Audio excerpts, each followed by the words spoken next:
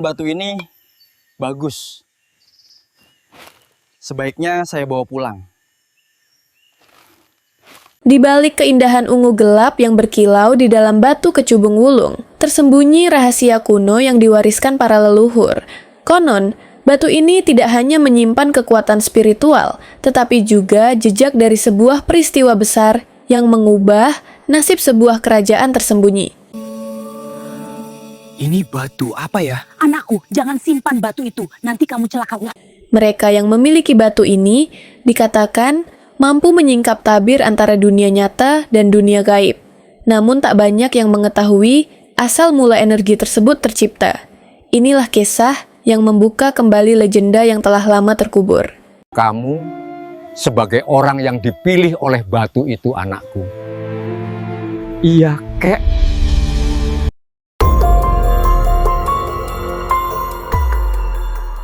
Di puncak Gunung Purba yang diselimuti kabut abadi, para tetua pernah menyaksikan kilau ungu keluar dari perut bumi. Cahaya itu muncul hanya ketika bulan purnama mencapai titik tertingginya di langit. Warga percaya itu adalah pertanda turunnya berkah dari roh penjaga gunung. Namun tidak ada yang berani mendekat, karena hawa misterius yang menyelimutinya. Mereka hanya mengamati dari kejauhan, penuh takjub dan takut. Suatu malam, seorang pemuda bernama Raksa melihat kilau itu lebih terang dari biasanya. Ia merasakan panggilan halus dalam hatinya untuk mendekat. Tanpa berpikir panjang, Raksa menuruni lereng menuju sumber cahaya. Langkahnya mantap meski udara terasa berat dan penuh energi asing. Setiap hembusan angin membawa bisikan yang menyebut namanya. Ketika sampai di sebuah celah batu, Raksa melihat bongkahan kristal ungu yang memancarkan aura menenangkan. Batu itu seolah bernapas, memancarkan denyut cahaya lembut. Raksa meraih batu tersebut dengan hati-hati. Begitu menyentuhnya, ia merasakan gelombang energi mengalir ke seluruh tubuhnya. Dan sejak malam itu, hidupnya berubah selamanya. Raksa membawa batu itu pulang dan menunjukkannya kepada ibunya. Sang ibu terkejut, karena ia mengenali batu itu dari cerita leluhur. Konon batu tersebut disebut kecubung wulung, batu terkuat di antara semua kecubung. Ia menyimpan kekuatan proteksi dan penglihatan batin, namun penggunaannya tidak boleh sembarangan. Ibunya mengingat pesan nenek moyang tentang batu itu. Mereka mengatakan batu ini terbentuk dari titik pertemuan energi bumi dan langit. Energi itu kemudian membeku menjadi kristal ungu pekat. Hanya orang terpilih yang dapat menemukannya. Dan batu itu akan memilih sendiri pemiliknya. Raksa merasa ada sesuatu yang mengawasinya sejak ia membawa batu itu. Beberapa kali ia bermimpi melihat sosok berjubah hitam memanggil namanya. Ia juga mulai merasakan intuisi tajam yang sebelumnya tidak ia miliki. Namun ia belum mengerti apa arti semua itu. Ia hanya tahu bahwa hidupnya tidak akan kembali seperti dulu. Sejak membawa batu itu, Raksa semakin sering mendengar bisikan yang tak dipahami. Bisikan itu muncul ketika malam sunyi dan angin berhenti berembus. Kadang terdengar seperti nasihat lembut, kadang seperti peringatan ancaman. Raksa mencoba mengabaikannya, tetapi bisikan itu terus mengikuti. Ia mulai sadar bahwa batu itu membuka indera yang tak terlihat. Suatu malam, bisikan itu membentuk kalimat yang jelas. "Datanglah ke hutan timur saat fajar," ujar suara itu. Raksa terbangun dengan jantung berdebar kuat. Ia merasa suara itu bukan sekadar halusinasi. Ada kekuatan yang memanggilnya menuju takdir. Ketika fajar tiba, Raksa berangkat menuju hutan timur. Langkahnya terasa ringan meski pikirannya penuh pertanyaan. Burung-burung diam seolah mengamati geraknya. Saat ia tiba di tengah hutan, angin berhenti bergerak. Dan dari balik pepohonan, muncul sosok tua berjubah ungu. Sosok tua itu memperkenalkan diri sebagai Pramana, penjaga kecubung wulung. Ia telah menunggu seseorang yang dipilih oleh batu itu. Pramana menatap Raksa dengan mata yang memancarkan cahaya kebijaksanaan. Namun ada juga rasa sedih yang tak dapat disembunyikan. Raksa merasa tak asing melihatnya, seolah pernah bertemu di mimpi.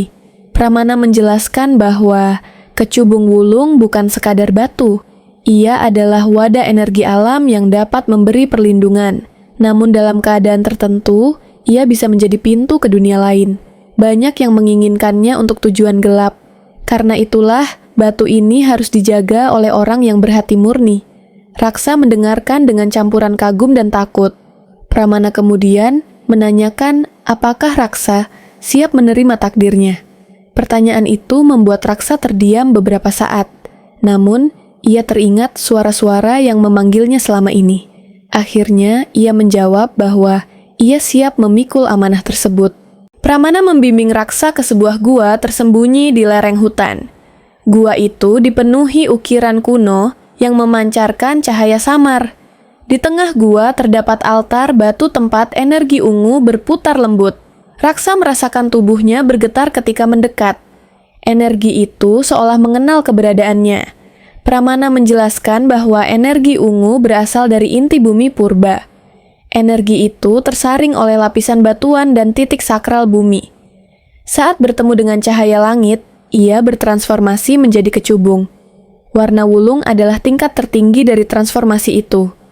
Hanya satu batu muncul setiap beberapa abad. Raksa meletakkan tangannya di atas altar dengan arahan Pramana. Seketika, energi ungu memasuki tubuhnya seperti arus sungai hangat. Ia melihat kilatan, visi tentang masa lalu dan masa depan, termasuk gambaran tentang sekelompok manusia yang memburu batu itu. Raksa menyadari bahaya yang menanti.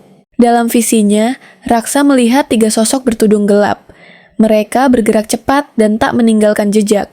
Mereka dikenal sebagai pemburu senja, pencari artefak berbahaya. Tujuan mereka adalah menguasai energi alam untuk kepentingan pribadi. Mereka telah menghancurkan banyak desa sakral sebelumnya. Raksa melihat pemburu senja mendekati Gunung Purba. Mereka sudah mengetahui keberadaan kecubung wulung. Visi itu menampilkan kehancuran desa jika batu jatuh ke tangan mereka. Bahkan Pramana terlihat terluka dalam kilasan itu. Raksa merasa ketakutan yang belum pernah ia rasakan sebelumnya. Pramana memperhatikan wajah Raksa yang pucat. Ia menyadari Raksa telah melihat bahaya besar. Pramana mengatakan bahwa visi itu adalah peringatan, bukan kepastian. Takdir dapat berubah jika tindakan diambil dengan benar. Raksa pun bertekad melindungi batu dan desanya. Pramana mengajari Raksa cara mengendalikan energi dari kecubung wulung. Latihan pertama adalah menenangkan pikiran agar energi tidak liar. Raksa duduk bersila sambil memfokuskan niat. Udara di sekelilingnya mulai bergetar lembut. Ia merasakan energinya menyatu dengan alam. Latihan berikutnya adalah menggunakan energi untuk proteksi. Pramana mengajarkan teknik membuat perisai batin. Raksa mengangkat kedua tangannya dan merasakan pusaran ungu mengelilinginya. Perisai itu memantulkan serangan kecil dari Pramana. Raksa terkejut sekaligus kagum melihat kekuatannya. Namun pengendalian energi bukan hal mudah. Beberapa kali Raksa kehilangan fokus dan perisainya pecah. Energi ungu sempat membakar dedaunan di sekelilingnya. Pramana menegaskan bahwa kekuatan besar harus disertai kedewasaan. Raksa pun memperbaiki kesalahannya dengan penuh kesabaran. Saat Raksa berlatih, Pramana tiba-tiba merasa keganjilan pada angin. Ia menghentikan latihan dan menyuruh Raksa diam. Suasana berubah hening, terlalu hening untuk hutan itu. Burung-burung mendadak terbang menjauh secara serempak. Pertanda bahaya mendekat. Dari kejauhan, terlihat asap hitam membubung dari arah desa. Raksa langsung panik dan ingin berlari. Namun Pramana menahannya, mengatakan mereka harus berhati-hati. Pemburu senja tidak pernah menyerang tanpa rencana. Asap itu bisa menjadi umpan untuk menjebak mereka. Raksa menggenggam kecubung wulung erat-erat. Ia merasakan batu itu bergetar seperti memberi peringatan. Energi ungu muncul samar dari sela jarinya. Pramana menatap Raksa dan mengangguk tegas. Sudah saatnya mereka menghadapi ancaman itu. Ketika mereka tiba di desa, kekacauan sudah terjadi. Rumah-rumah terbakar dan warga berlarian panik. Di tengah kekacauan itu terlihat sosok bertudung gelap. Salah satu pemburu senja sedang mencari sesuatu. Raksa tahu apa yang mereka cari. Pramana langsung menghadang salah satu dari mereka. Pertarungan energi terjadi, menghasilkan kilatan cahaya di udara. Raksa melihat Pramana mampu menahan serangan berat. Namun 2 pemburu senja lainnya mengitari Raksa. Mereka mengenali energi ungu yang memancar dari dirinya. Raksa mencoba memunculkan perisai batin seperti dalam latihan. Energi ungu membentuk lingkaran pelindung di sekelilingnya. Para pemburu menyerang dengan cepat, namun terpantul. Raksa terkejut tapi tetap bertahan. Ia tahu, pertempuran sesungguhnya baru dimulai. Dalam tekanan serangan, energi dalam kecubung wulung meledak keluar. Raksa kehilangan kendali dan cahaya ungu menyebar luas. Gelombang energi mendorong pemburu senja hingga terpental jauh.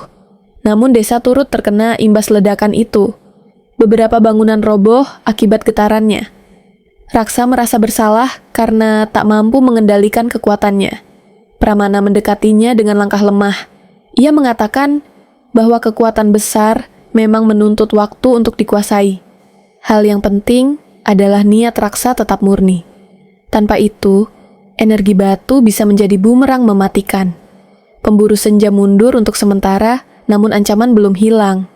Raksa tahu mereka akan kembali dengan kekuatan lebih besar. Pramana mengajak Raksa meninggalkan desa sementara. Mereka harus memperdalam latihan sebelum pertempuran berikutnya. Dan perjalanan besar Raksa pun dimulai. Pramana membawa Raksa menuju lembah senja, tempat para penjaga kuno bersemedi. Lembah itu tersembunyi di balik tebing curam yang hanya dapat dilalui melalui jalur kecil. Raksa merasakan udara di sana berbeda, lebih berat namun menenangkan. Angin membawa aroma tanah basah dan bunga liar yang bercahaya, seolah alam menyambut mereka dengan cara yang sakral. Lembah senja dikenal sebagai pusat energi bumi di wilayah itu. Konon, para penjaga mampu memperkuat kemampuan batin seseorang di sana. Pramana berharap Raksa dapat menguasai energi kecubung wulung lebih cepat. Karena ancaman pemburu senja semakin dekat setiap harinya, Raksa pun melangkah dengan hati yang siap berubah. Saat memasuki lembah, Raksa merasakan energi menyelimuti tubuhnya. Kecubung wulung bergetar seperti mengenali tempat itu. Pramana tersenyum dan mengatakan bahwa lembah itu adalah tempat kelahiran energi batu. Raksa merasa semakin terhubung dengan batunya, dan ia tahu latihannya akan semakin berat. Di tengah lembah terdapat lingkaran batu megah yang membentuk altar alami. Pramana mempersilakan Raksa duduk di pusat lingkaran tersebut. Raksa memejamkan mata dan menarik napas dalam-dalam. Udara terasa seperti mengalir masuk ke jiwanya. Ketenangan menyelimuti pikirannya perlahan. Ritual penyelarasan jiwa dimulai dengan lantunan mantra lembut. Pramana menyalakan dupa yang asapnya membentuk pola aneh di udara. Raksa merasakan dirinya ditarik ke dalam ruang batinnya. Di sana, ia melihat cahaya ungu berputar harmonis. Itulah bentuk energi kecubung wulung dalam dirinya. Namun ketenangan itu terusik oleh bayangan gelap yang muncul dari kejauhan. Bayangan itu adalah ketakutan dan keraguan Raksa sendiri. Jika ia tidak mampu menaklukkannya, energi batu akan liar. Raksa pun menghadapi bayangan itu dengan keberanian, dan perlahan-lahan bayangan itu memudar bersama ketakutannya. Setelah ritual, Raksa melihat visi lain yang lebih jelas. Ia melihat desa yang hancur, langit merah, dan suara jeritan. Namun ia juga melihat dirinya berdiri melawan ancaman besar. Di sampingnya, ada sosok yang belum dikenalnya. Sosok itu memegang batu yang bercahaya keemasan. Visi itu membuat Raksa penasaran sekaligus gelisah. Siapakah sosok yang muncul bersamanya dalam pertempuran besar itu? Pramana mengatakan bahwa visi masa depan selalu bersifat lentur. Namun, kedatangan sosok misterius itu kemungkinan besar penting. Raksa harus mempersiapkan diri untuk takdir yang lebih besar. Raksa merenung keras tentang arti visi tersebut. Ia merasa pertarungan melawan pemburu senja hanya awal kecil. Di balik itu, ada ancaman yang lebih besar mengintai. Ancaman yang mungkin melibatkan kekuatan alam lainnya. Dan ia harus siap menghadapi segalanya. Di malam hari, Pramana merasakan getaran aneh di tanah lembah senja. Ia segera bangun dan memeriksa keadaan sekitar. Ranting-ranting patah dan tanah tergores seperti bekas langkah kaki. Raksa segera dibangunkan dan diminta bersiap. Pemburu senja mungkin telah mengikuti mereka. Raksa melihat jejak energi hitam yang samar di udara. Itu tanda khas pemburu senja yang menggunakan kekuatan gelap. Pramana menyadari mereka harus bergerak lebih cepat. Lembah senja tidak lagi aman seperti sebelumnya. Latihan Raksa harus dipercepat sebelum terlambat. Raksa menggenggam batunya dengan kuat. Energi ungu berdenyut, merespon ancaman yang mendekat. Ia merasakan semangat tempurnya tumbuh perlahan. Takut masih ada, namun keberaniannya lebih besar. Dan ia bersumpah tidak akan membiarkan mereka merusak lembah suci ini. Pramana mengajarkan teknik mengendalikan ledakan energi. Teknik ini penting agar Raksa tidak lagi merusak lingkungan saat bertempur. Raksa harus menahan energi di dalam tubuh dan melepaskannya perlahan. Namun teknik ini jauh lebih sulit dari yang dibayangkan. Energi ungu seringkali terlalu kuat untuk ditahan. Raksa berkali-kali gagal, bahkan membuat batu-batu bergetar keras. Beberapa pohon hampir tumbang akibat getaran energinya, namun Pramana terus memberi arahan dengan sabar. Ia percaya Raksa memiliki potensi besar. Hanya perlu kesabaran dan ketekunan untuk mematangkannya. Setelah berkali-kali mencoba, Raksa mulai melihat hasil. Energi yang semula liar mulai patuh pada kehendaknya. Ia mampu menahan ledakan energi hingga menjadi gelombang lembut. Pramana tersenyum bangga melihat kemajuan itu. Raksa pun merasa lebih percaya diri. Suatu malam, langit di atas lembah berubah menjadi merah darah. Raksa dan Pramana segera waspada. Tanda itu tidak berasal dari alam, tetapi dari kekuatan gelap. Siluet besar melintas di balik awan merah. Raksa merasakan hawa dingin menusuk tulang. Pramana mengenali fenomena itu sebagai pertanda perpecahan. Fenomena ini menandakan keseimbangan energi alam terganggu. Ada kekuatan besar yang mencoba merusak harmoni dunia. Raksa menyadari bahwa ancaman lebih besar dari pemburu senja sedang bangkit. Ia merasa dunia membutuhkan pelindung baru. Energi ungu dalam kecubung wulung bersinar semakin kuat. Seolah batu itu mengingatkan Raksa tentang peran pentingnya. Raksa memeluk batu itu dengan tekad baru. Ia tidak boleh menyerah, meski takdir semakin berat, karena dunia bergantung pada kekuatannya.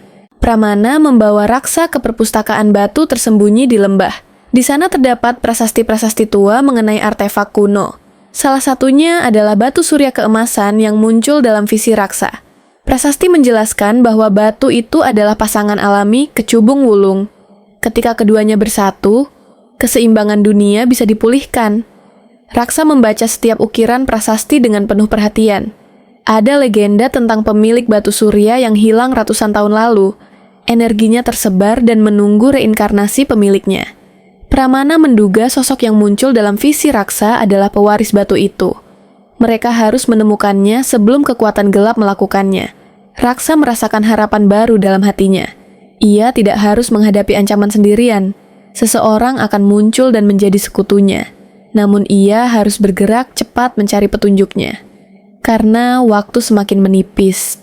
Saat fajar, suara dentuman keras terdengar di gerbang lembah. Raksa dan Pramana bergegas menuju sumber suara. Dua pemburu senja telah menembus batas pelindung lembah. Mereka menghancurkan batu-batu suci yang menjadi penjaga energi. Raksa melihat amarah membara dalam dirinya. Pramana bertarung melawan salah satu pemburu dengan cepat. Energi cahaya bertabrakan dengan energi gelap, menghasilkan ledakan. Raksa berhadapan dengan pemburu lain yang lebih agresif. Ia menggunakan perisai batin untuk menahan serangan-serangan cepat. Namun pemburu itu semakin kuat menyerang. Raksa akhirnya menggunakan teknik baru yang ia pelajari. Ledakan energi ungu ia tahan hingga titik tertentu. Kemudian, ia lepaskan dalam gelombang terkendali. Pemburu itu terpental jauh dan tak mampu bangkit. Raksa menang untuk pertama kalinya dengan penuh kendali. Setelah pertempuran, Raksa menemukan Pramana terluka parah. Salah satu serangan pemburu senja mengenai dada Pramana. Raksa berlutut panik, mencoba menahan pendarahan dengan energinya. Namun energinya tidak cukup kuat untuk menyembuhkan luka itu. Pramana tersenyum lemah, meminta Raksa tetap tenang. Pramana mengatakan bahwa waktunya menjaga dunia hampir selesai. Tugas itu kini diwariskan sepenuhnya kepada Raksa. Ia meminta Raksa untuk mencari pemilik batu surya keemasan. Karena hanya bersama-sama mereka bisa mengalahkan kegelapan besar. Raksa mendengarkan sambil menahan air mata. Dengan sisa tenaganya, Pramana memberikan jimat kuno kepada Raksa. Jimat itu akan memandu Raksa ke pemilik batu surya. Setelah memberikan amanah terakhir itu, Pramana menutup matanya. Raksa merasakan kehilangan mendalam dalam dadanya, namun ia bersumpah akan meneruskan perjuangan Pramana. Raksa bangkit dengan hati yang penuh tekad. Ia menggenggam jimat peninggalan Pramana dengan erat. Saat ia menyalurkan sedikit energi ungu, jimat itu memancarkan cahaya keemasan. Cahaya itu membentuk garis di udara menuju arah utara, seolah mengarahkan Raksa ke takdir berikutnya. Raksa meninggalkan lembah senja dengan langkah mantap. Di belakangnya, lembah itu kembali sunyi, seperti meratapi kepergian Pramana. Raksa berjanji akan kembali suatu hari nanti. Namun untuk saat ini, ia harus melanjutkan perjalanan panjangnya, karena dunia membutuhkan pelindung baru. Angin membawa aroma baru saat ia bergerak menuju utara. Raksa merasakan bahwa sosok pemilik batu surya berada lebih dekat dari yang ia kira. Energi ungu dalam batunya bergetar lembut, seolah memberi semangat. Perjalanan baru telah dimulai, lebih berat dari sebelumnya. Namun Raksa siap menghadapi semuanya tanpa ragu. Raksa tiba di sebuah kota besar yang dikenal sebagai Kota Mata Angin. Kota ini berada di persimpangan perdagangan dan penuh orang dari berbagai penjuru. Bangunan kayu tinggi berjajar rapi, dihiasi lentera warna-warni. Namun Raksa merasakan ada energi aneh berputar di kota itu. Seolah cahaya keemasan yang ia cari berada tidak jauh. Jimat peninggalan Pramana bergetar ketika Raksa memasuki pasar pusat. Ia mengikuti arah getaran yang semakin kuat. Di tengah kerumunan, terlihat seorang gadis memegang kalung bercahaya lembut. Kilau keemasannya sama seperti dalam visinya. Raksa merasa ia telah menemukan orang yang ditakdirkan. Namun sebelum ia sempat mendekat, sekelompok orang misterius mengelilingi gadis itu. Gerakan mereka mencurigakan, seolah ingin merampas kalung tersebut.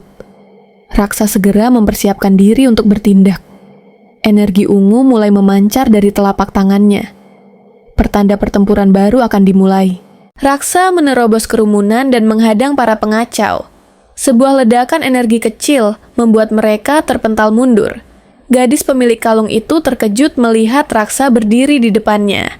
Kalung keemasan di lehernya bergetar, seperti merespon energi ungu Raksa. Seolah kedua energi itu sudah saling mengenal. Gadis itu memperkenalkan diri sebagai Nira, pengembara dari selatan. Ia mengatakan kalungnya tiba-tiba bersinar sejak pagi. Kalung itu diwariskan oleh keluarganya selama beberapa generasi. Namun mereka tidak pernah tahu asal kekuatan sesungguhnya. Raksa langsung memahami bahwa Nira adalah pewaris batu surya. Saat mereka berbicara, kalung Nira memancarkan cahaya lebih kuat. Di dalamnya tampak serpihan batu keemasan berbentuk inti kecil. Raksa menjelaskan bahwa batu itu mencari pasangan energinya, yaitu kecubung wulung. Nira terkejut, namun ia merasa ada kebenaran di balik kata-kata itu. Dan dari situlah perjalanan mereka mulai bersinggungan. Sebelum mereka sempat membicarakan lebih jauh, sebuah ledakan besar mengguncang pasar.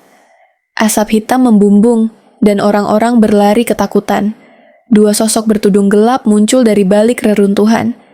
Raksa mengenali mereka sebagai pemburu senja. Mereka telah mengikuti jejak batu surya keemasan. Raksa segera menarik Nira menjauh dari kerumunan. Namun, salah satu pemburu langsung mengejar mereka dengan kecepatan tinggi. Energi gelap membentuk tombak di tangannya. Nira panik, tetapi Raksa melindunginya dengan perisai ungu. Benturan energi membuat tanah retak. Pemburu lainnya mengincar Nira secara langsung. Kalung keemasannya tampak menjadi target utama. Raksa meningkatkan energinya hingga tubuhnya bersinar terang. Ia menyerang dengan gelombang ungu yang mendorong pemburu mundur. Pertempuran itu semakin tak terhindarkan. Dalam kekacauan, kalung Nira tiba-tiba bersinar sangat terang. Cahaya emasnya melesat membentuk lingkaran pelindung di sekitar mereka. Energi itu mendorong pemburu senja hingga tersungkur. Raksa melihat mata Nira berubah keemasan beberapa detik. Itu pertanda energi batu surya telah bangkit. Nira sendiri terkejut melihat kekuatan yang muncul tanpa ia sadari. Ia merasa tubuhnya lebih ringan, namun penuh energi panas. Raksa membantu menyalurkan energinya agar tidak meledak. Energi ungu dan emas berpadu, membentuk pusaran harmonis. Pemandangan itu membuat pemburu senja ketakutan. Dengan gabungan energi itu, Raksa dan Nira menyerang bersama. Gelombang keemasan menembus perisai gelap para pemburu. Raksa mengarahkan energi ungu untuk mengikat mereka. Dan dalam satu serangan terpadu, kedua pemburu tumbang. Pasar kembali hening meski penuh kerusakan. Setelah pertempuran, Raksa dan Nira bersembunyi di rumah seorang pedagang. Nira masih bingung dengan kekuatan barunya. Raksa menjelaskan tentang visi dan prasasti kuno. Ia mengatakan bahwa mereka ditakdirkan bekerja sama.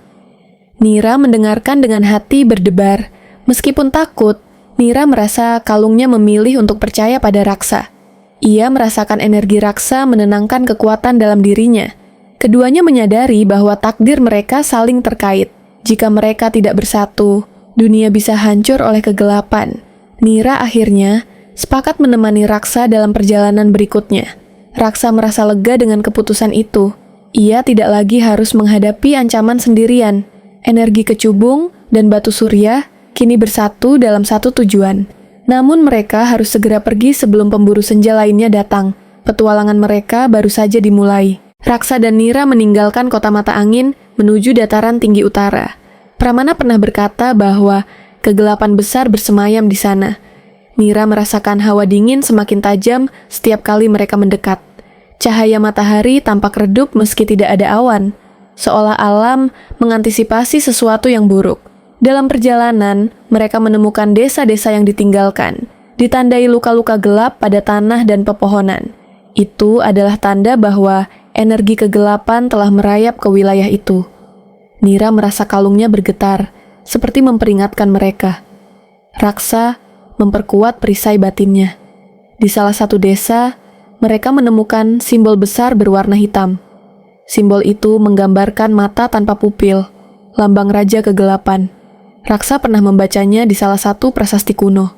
Itu menandakan bahwa kekuatan yang lebih berbahaya dari pemburu senja telah bangkit, dan tujuan kekuatan itu adalah menguasai dua batu suci mereka.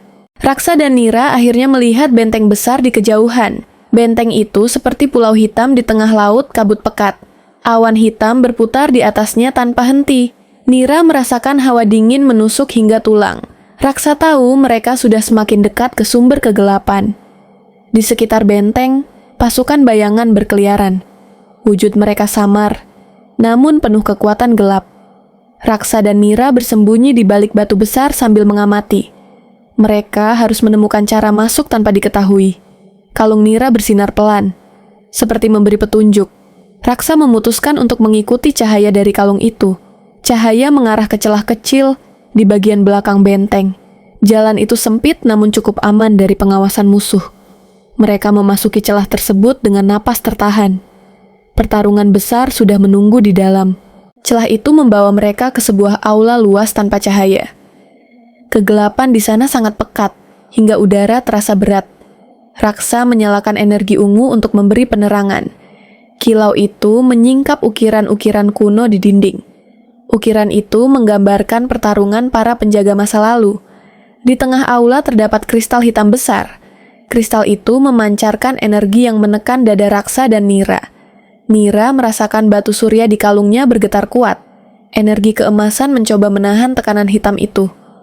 Suasana menjadi sangat mencekam. Tiba-tiba, kristal hitam itu pecah perlahan. Dari dalamnya muncul kabut pekat berbentuk manusia. Sosok itu tertawa dengan suara yang menggema di seluruh ruangan. Raksa dan Nira bersiap menghadapi ancaman itu. Pertarungan tak terhindarkan lagi. Kabut itu mengeras dan membentuk sosok tinggi berjubah hitam. Matanya kosong tanpa cahaya, namun penuh kebencian. Ia memperkenalkan diri sebagai Raga Kelam, Raja Kegelapan Purba, sosok yang selama ini mengendalikan pemburu senja dari bayangan. Raksa merasakan hawa gelap menekan tubuhnya. Raga Kelam menyatakan bahwa ia membutuhkan dua batu suci. Dengan itu, ia bisa menguasai keseimbangan dunia. Energi emas dan ungu menjadi kunci bagi kekuatan mutlaknya. Nira menolak dan mengeluarkan gelombang cahaya keemasan. Namun serangan itu hanya membuat Raga Kelam tertawa. Raksa maju ke depan dan memanggil seluruh energi ke cubung wulung. Tubuhnya dipenuhi cahaya ungu yang berdenyut kuat. Ia melindungi Nira dari serangan gelombang hitam, namun tekanan energinya membuat Raksa hampir terdorong mundur. Pertempuran mencapai titik paling berbahaya. Dalam keputusasaan, Nira meraih tangan Raksa erat-erat. Kalungnya bersinar sangat terang hingga menyilaukan ruangan. Energi keemasan mengalir ke tubuh Raksa. Kedua energi itu menyatu dan membentuk cahaya putih berkilau. Raga Kelam mundur sejenak, terkejut oleh kekuatan itu. Raksa merasakan kekuatan baru mengalir dalam dirinya. Gabungan energi Wulung dan Surya menciptakan keseimbangan sempurna. Nira membantu mengarahkan aliran energi agar tetap stabil. Mereka merasa seperti satu jiwa dalam dua tubuh. Kekuatan itu melampaui batas para penjaga sebelumnya. Dengan kekuatan gabungan itu, mereka menyerang Raga Kelam. Gelombang cahaya putih menyapu seluruh aula tanpa hambatan. Raga Kelam berteriak dan tubuhnya mulai retak seperti kaca. Akhirnya sosok itu meledak menjadi debu energi. Namun, bayang-bayang kegelapan belum sepenuhnya hilang. Setelah Raga Kelam hancur, aula itu mulai bergetar hebat. Raksa dan Nira menyadari bahwa sisa energi gelap merusak fondasi benteng. Retakan muncul di dinding dan langit-langit, memancarkan cahaya merah. Getaran itu semakin kuat seperti gempa yang tidak terkendali. Raksa tahu mereka harus keluar sebelum semuanya runtuh. Saat mereka berlari, pintu-pintu batu menutup satu persatu. Nira mengarahkan cahaya emas untuk menerangi jalan. Raksa membentuk perisai ungu untuk menahan puing-puing jatuh. Setiap langkah terasa semakin berat karena tekanan energi. Namun mereka tidak berhenti walau napas tersengal. Ketika mereka hampir mencapai pintu keluar, sebuah ledakan besar terjadi. Gelombang hitam terakhir dari Raga Kelam meledak seperti badai. Raksa melindungi Nira dengan seluruh energinya. Perisainya pecah berlapis-lapis, namun ia bertahan. Mereka akhirnya keluar tepat sebelum benteng runtuh sepenuhnya. Di luar benteng, kabut hitam perlahan menghilang. Namun jejak kegelapan masih tertinggal di udara. Angin berhembus dingin membawa aroma keputusasaan.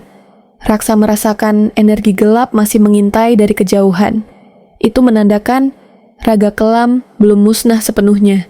Nira melihat bayangan kecil bergerak cepat di antara pepohonan. Itu adalah sisa-sisa roh gelap yang terlepas saat Raga Kelam hancur. Mereka terlihat seperti serpihan kabut yang mencoba bersatu kembali. Raksa memperkuat energinya dan mencoba menutup jalur mereka. Namun jumlahnya terlalu banyak untuk ditangani sendirian. Nira menyalurkan cahaya keemasan ke tanah. Gelombang energi surya menyapu daerah sekitar dan menenangkan udara. Roh-roh gelap melemah dan berhenti bergerak. Raksa memuji kemampuan Nira yang terus berkembang. Namun mereka tahu ancaman belum berakhir. Saat mereka memeriksa sisa kabut hitam, sebuah suara berat terdengar. Dari balik pepohonan muncul bayangan besar berbentuk manusia. Wujudnya bukan Raga Kelam, tapi fragmen paling kuat dari dirinya. Fragmen itu disebut bayangan terakhir.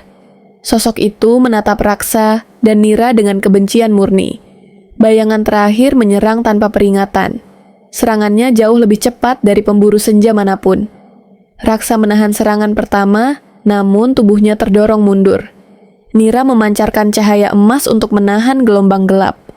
Pertempuran itu jauh lebih menakutkan dari sebelumnya. Bayangan itu memiliki kemampuan menyerap energi. Setiap kali Raksa menyerang, sosok itu menjadi lebih kuat. Nira memperingatkan Raksa agar mengubah taktik. Mereka harus mencari cara memutus aliran energinya. Jika tidak, mereka akan kehabisan kekuatan lebih dulu. Raksa menyarankan untuk memusatkan serangan hanya pada satu titik. Nira setuju dan mulai membentuk lingkaran cahaya keemasan. Raksa menyelaraskan energi ungunya dengan pola itu. Dua cahaya berbeda berputar menjadi satu spiral. Energinya terasa jauh lebih stabil daripada sebelumnya. Bayangan terakhir mencoba menyerang mereka. Namun spiral cahaya itu membentuk penghalang kuat. Serangan gelapnya melemah begitu menyentuh cahaya gabungan itu. Raksa melihat peluang besar. Ia meningkatkan aliran energinya ke dalam spiral. Spiral itu kemudian meledak ke depan dalam bentuk tombak cahaya. Serangan tersebut menembus tubuh bayangan terakhir. Sosok itu meraung keras saat tubuhnya mulai terurai. Cahaya gabungan itu terus mendorong hingga bayangan itu lenyap. Keheningan kembali menyelimuti hutan. Setelah pertempuran, langit yang sebelumnya kelam mulai terang. Awan hitam menghilang dan cahaya utara muncul seperti tirai aurora. Raksa dan Nira merasakan energi alam menjadi lebih ringan. Seolah dunia menarik napas lega setelah bahaya mereda. Mereka berdiri memandangi langit dengan harapan. Nira merasakan bahwa batu surya dalam kalungnya semakin stabil, sementara energi kecubung ulung dalam genggaman raksa bersinar tenang. Kedua batu itu tampak berkomunikasi satu sama lain, seperti dua saudara yang lama terpisah dan kini bersatu kembali. Raksa dan Nira merasakan ikatan semakin kuat, namun Raksa menyadari sesuatu yang penting. Jika raga kelam bisa muncul kembali sebagai fragmen, kemungkinan lain masih ada. Masih dibutuhkan penyegelan permanen agar dunia benar-benar aman. Ia menatap Nira dan mengajaknya melanjutkan perjalanan, karena misi mereka belum sepenuhnya selesai. Jimat Pramana kembali memancarkan cahaya kecil. Kali ini mengarah ke sebuah tebing putih di balik hutan utara. Di sana terdapat kuil kuno yang dikenal sebagai Kuil Batu Cahaya. Tempat itu dipercaya sebagai titik awal terciptanya dua batu suci. Raksa merasa mereka harus pergi ke sana. Saat mereka memasuki kuil, udara berubah menjadi hangat. Dinding kuil dipenuhi ukiran tentang dua penjaga kuno. Satu membawa batu ungu wulung, satu membawa batu surya emas. Di tengah aula ada lingkaran besar dengan simbol keseimbangan. Raksa merasa seperti kembali ke akar legenda. Ketika mereka berdiri di lingkaran itu, kedua batu bereaksi. Cahaya ungu dan emas naik ke udara, berpadu secara harmonis. Lantai bergetar perlahan seolah kuil itu hidup kembali. Energi besar berkumpul tepat di bawah kaki mereka. Sebuah ritual purba mulai terbangun. Raksa dan Nira merasakan energi kuat menyelimuti tubuh mereka. Lingkaran kuil bersinar perlahan, mengikuti aliran energi. Raksa membaca ukiran yang mengatakan bahwa dua batu harus bersatu, namun hanya bisa digabungkan melalui kehendak dua pemiliknya. Mereka saling menatap dan mengangguk. Nira menyalurkan cahaya emas melalui telapak tangannya. Raksa melakukan hal yang sama dengan energi ungu. Dua energi itu bertemu di titik tengah dan membentuk bola cahaya. Semakin lama, cahaya itu semakin besar dan semakin terang. Suara gemuruh terdengar dari dalam bumi. Bola cahaya itu kemudian pecah menjadi ribuan pecahan kecil. Pecahan itu menyatu dan membentuk segel besar di langit.